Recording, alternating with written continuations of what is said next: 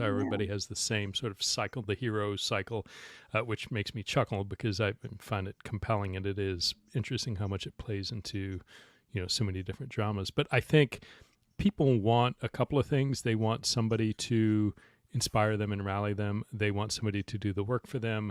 They want to feel a sense of of importance, of being a player in this drama. You're not only watching the movie, but you are on the team in the movie. And I think that has a tendency to obscure reality sometimes. And every time, and you're completely right. I mean, we have to be able to criticize ourselves. When I look, one of the biggest things I have, and one of the most confounding things, is when you talk to people who are in particular Trump supporters, and you see it now. There have been several recent episodes where folks go out and they're interviewing Trump supporters, and they give them all these, statements, and they attribute it to Joe Biden, and they're like, "Oh no, I missed it," and they're like, "Oh, it's terribly senile. He's not fit for office," and they're like, "Oh, I screwed that up. I'm sorry, Donald Trump said it." And on a dime, they pivot, and they're like, "Oh no, well, he's," and start providing justifications. We have to be able to criticize ourselves. We have to be able to criticize that ability to say it's not by if saying something didn't go right or something needs improvement or something is a policy problem.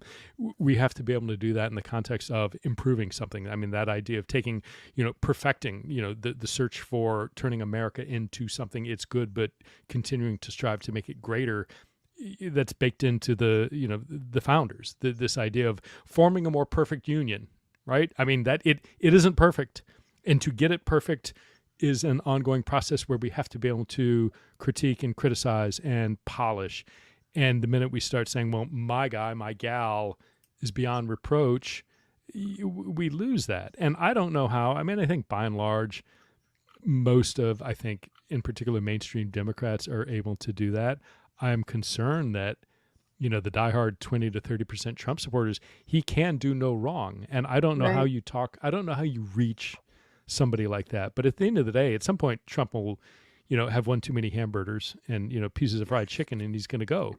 And how you reach those people who have turned not just Trump the person, but Trump the idea into really the appeal of authoritarianism and the appeal of whoever it is ignoring the truth is a challenge. And I think there's all kinds of nastiness to it, right? I mean, there's racism behind that. There's a white, a white nationalism behind that. There's a certain Christian nationalism. There are a bunch of really ugly things, I think, that were never resolved after the Civil War and Reformation that unfortunately play into a lot of this. But that's what we got to figure out, how to have that dialogue, and more than a dialogue, change minds.